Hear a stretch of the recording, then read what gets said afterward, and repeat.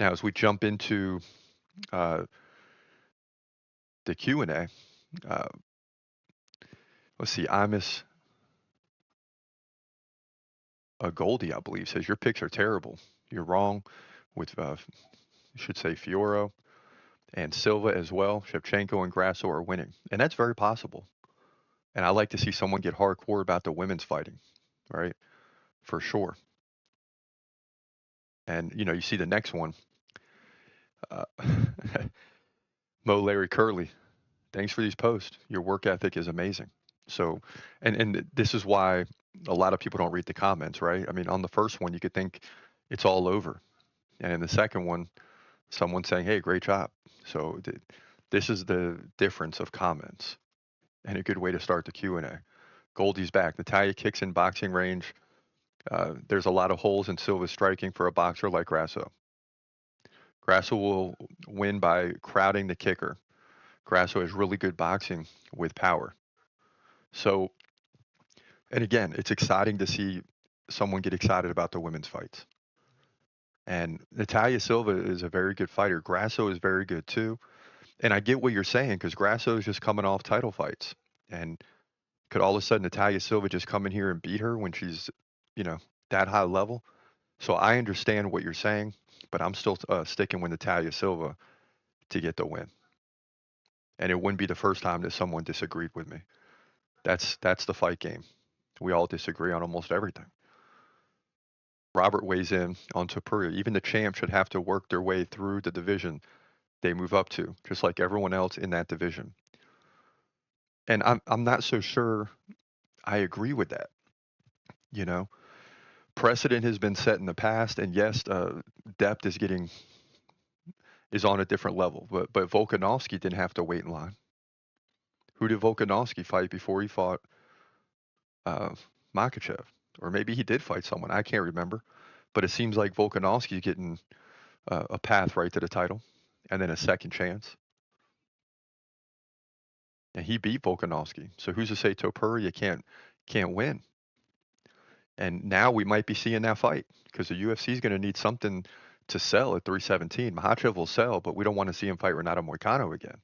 You understand what I'm saying? Brian weighs in on the best division in the UFC. It's a poll we got going now. You got to get involved in this. It's only round one. He said none of these choices. And the way we did it is we cut the 13 divisions into three different polls. 4, 4, and 3, I believe, or 11 divisions. And the top two advance. So we'll be heading into round two this week at some point. And in the past, a lightweight has always been up there. Welterweight has always been second, or one time it was first. And right now it's on the brink of not making it to round or out of the first round. So what are people thinking about the welterweight? Make sure you get involved in those polls so as we go forward, you don't say, hey, I don't like any of these divisions that are in the final. Now's the time to get your votes in.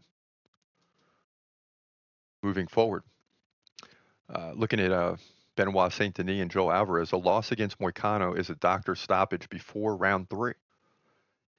And BSD won round two. It's not really a TKO. I mean, officially it's listed as a TKO doctor stoppage.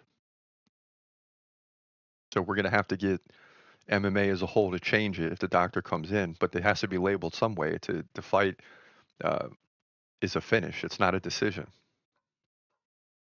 Goldie's back. Shevchenko is taking over France next month. So big on Grasso and Shevchenko. And I like it, Goldie.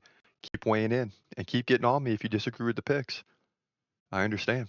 I just want to, sometimes it's hope. I want to see a change in these women's divisions.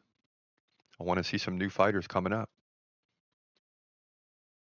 And Ryan says, great video. I definitely believe that Kayla Harrison will get the victory on UFC 316. I think so too. And then she fights Nunes. This is why Nunes is already coming back. Because there's already a fear here that Kayla Harrison is going to come in and take over and not be beat for a long time. And while Nunes is young enough, she wants that big fight. That's a money fight too, but it's also a title fight. So what does this mean in terms of the UFC is officially a free agent? It means that the exclusive window with ESPN is over. The UFC is free to negotiate with anybody, and it's anyone's guess who they're going to sign with. I mean, it's anyone's guess who the UFC is going to sign with for the future of UFC rights. And I don't know which way it's going to go. But yeah, the UFC is a free agent right now. And hopefully this week or in the coming weeks, we get some further information. I mean, is the UFC leaving ESPN? That's what everybody wants to know.